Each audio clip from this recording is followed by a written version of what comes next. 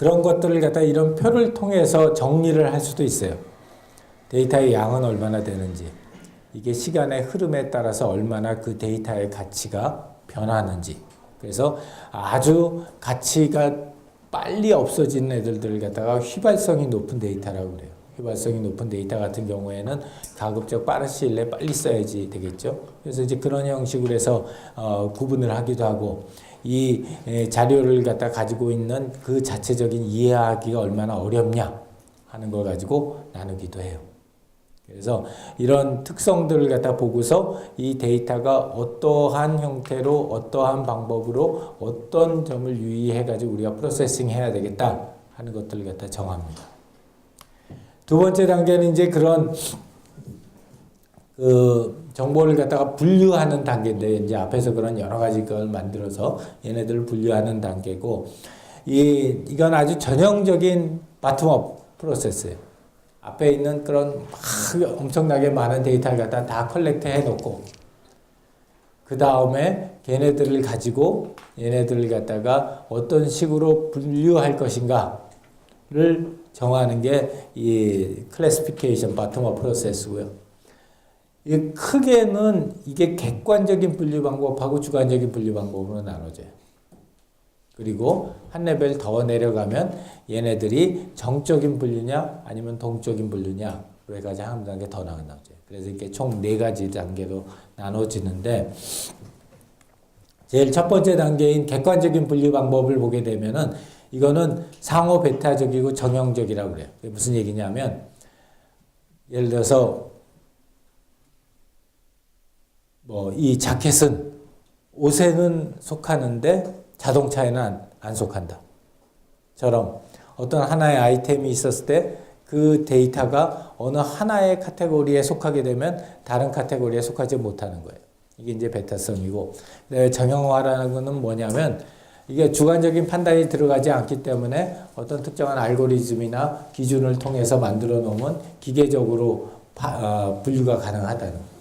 그게 이 객관적인 분류 방법의 특징이고, 거기에 종류에는 뭐 굉장히 많아요. 사실 종류는 굉장히 많은데, 예를 들자면은 이런 글자 기준, 그러니까 가나다라 마바사 시작하는 글자 기준이라든지 위치 기준, 이 현재 그 어느 동 어느 구에 있다라는 것 같은 위치 기준, 그리고 맨날 몇 시다 하는 이 시간 기준, 그 다음에 어떤 숫자 자체가 가지고 있는 숫자의 기준들, 이런 것들을 가지고서 누구나 그 별도의 주관적인 판단 없이 분류할 수 있고, 또 하나에 속하면은 다른 카테고리에 안 속하게 그렇게 전부 다 분류할 수 있다는 거죠.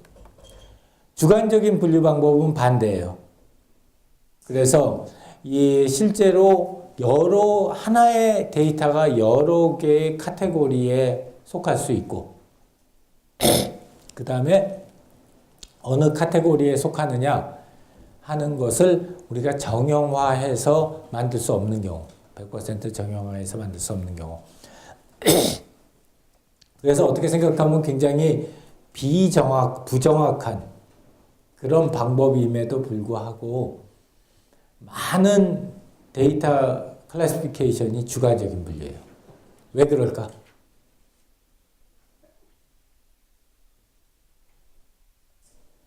왜냐하면 사람들이 그렇게 생각하기 때문에.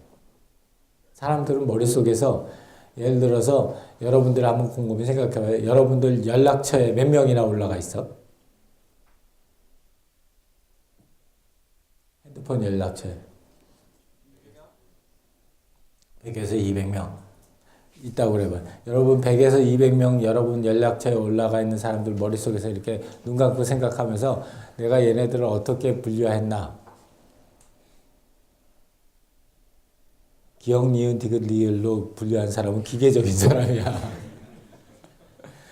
대부분 사람들은 어떻게 생각하겠어? 대학 동창, 친한 친구, 아는 사람, 아니면 뭐 그런 식으로 분류를 하죠.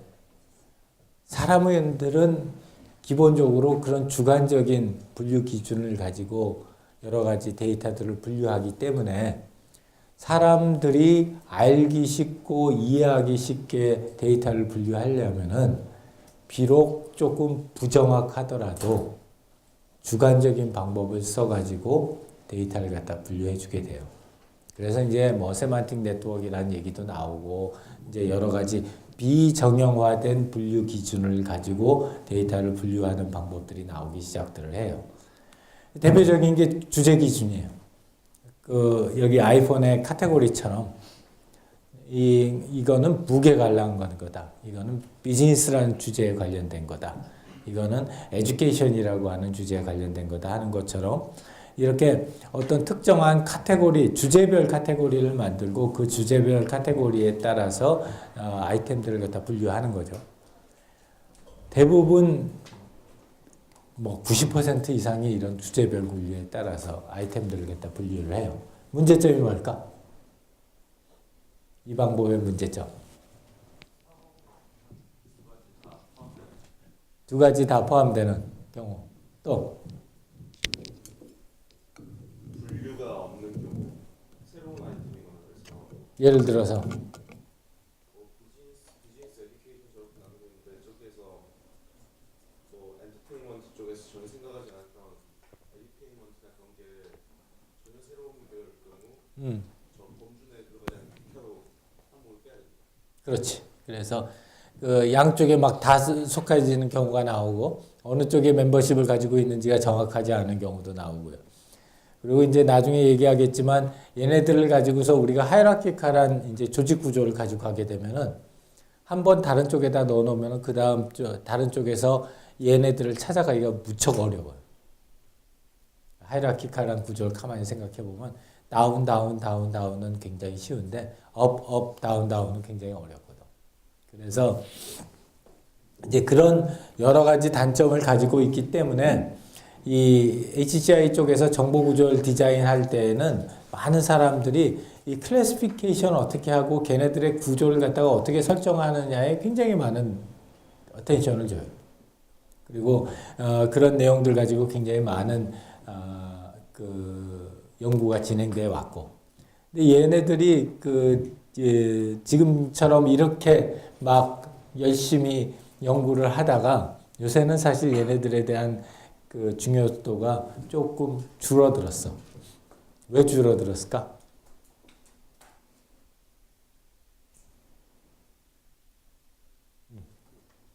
데이터를 찾거나 하는 방식이 많이 세분화된 검색 기능이 활성화되면서 검색을 하고 있고 혹은 태그를 붙이는 식으로 그렇지.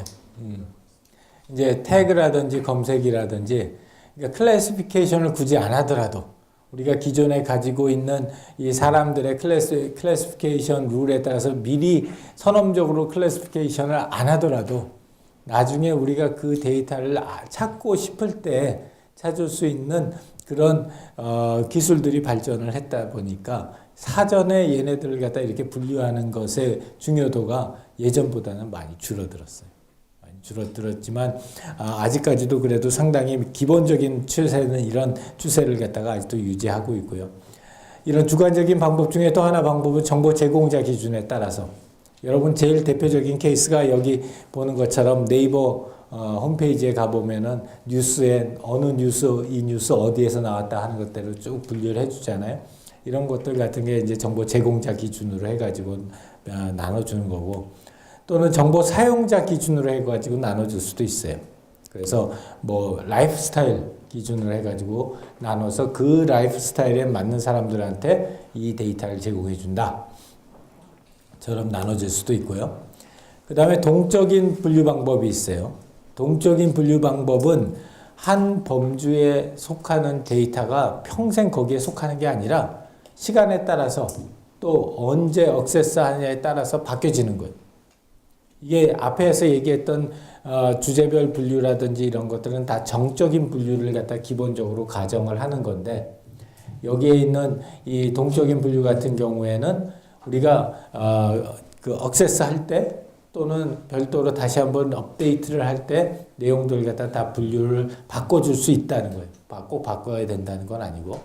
그래서 변동 기준이라고 하는 거는 계속 그 바꾸는 것 자체에 대한 어떤 룰이 있는 경우고, 임의 기준은 룰 자체가 없이 바꾸는 경우. 그러니까 뭐 예를 들자면 이런 인기도, 뭐 정확도, 애플에서 탑 페이드 애플리케이션 이렇게 해서 놔두면은 지금의 1위가 내일 다음 달의 1위는 아니잖아요. 여기서 가지고 있는 1위라고 하는 그 아이템은 실시간으로 업데이트가 되죠. 그렇기 때문에 그 구조는 픽스가 돼 있지만 그 구조에 어떤 데이터가 들어갈 것이냐 하는 거는 변동적으로 결정되는 거. 이런 경우가 있고요. 그 다음에 임의 분류 같은 경우에는 그 자체가 또 분류가 없는 경우도 있어요. 그냥 그때그때 랜덤에 따라서 하는 경우. 예를 들어서 이제 요새 우리 연구실에서 하고 있는 연구 주제 중에 하나가 collaborative writing이야. 소설 같이 쓰는 거. 여기에 있는 우리 이유진 조교가 평생을 갖다 들여서 지금 열심히 연구를 갖다 진행하고 플랫폼을 만들고 지금 열심히 하고 있는데 그런 거 같은 경우에 한 가지 이 크리에이티브한 라이팅을 갖다가 이 촉진시키는 방법 중에 하나가 랜덤하게 뿌려주는 거예요. 주제를 랜덤하게 뿌려주고 사람들이 버스 타면서 기다리는 5분 동안 짱박한 시간 동안 거기에다가 글을 달 수 있게 이런 거 같은 경우가 랜덤 기준인 거예요. 내가 어떤 특정한 분류 기준이 없이 그때그때마다 사람들을 커넥트 시켜주고 분류시켜주는 거. 그 다음에 이제 복합적인 분류들은 얘네들을 갖다가 다 모아가지고 한꺼번에 사용하는 거고요. 실제로 대부분의 사이트나 대부분의 서비스들은 복합적인 분류 기준을 사용합니다. 하나의 분류 기준을 가지고 전체 모든 서비스나 프로덕트의 데이터를 갖다가 다 한꺼번에 분류하는 건 불가능해요. 아주 조그마한 시스템 빼놓고는. 또 새로운 분류 방법들도 상당히 그때그때 많이 나와요. 그리고 어떤 새로운 분류 방법이 있을까를 고민해 보는 것도 이노베이티브한 이 상품이나 서비스를 만드는데 굉장히 재미있는 택틱이 돼요. 예를 들자면 분류 기준을 색으로 나눌 수도 있어요. 나는 유용성은 빨간색, 사용성은 주홍색, 감성은 녹색으로 하고 이런 걸 통해 가지고 이렇게 새롭게 한번 구분해 보겠다 이럴 수도 있는 거고.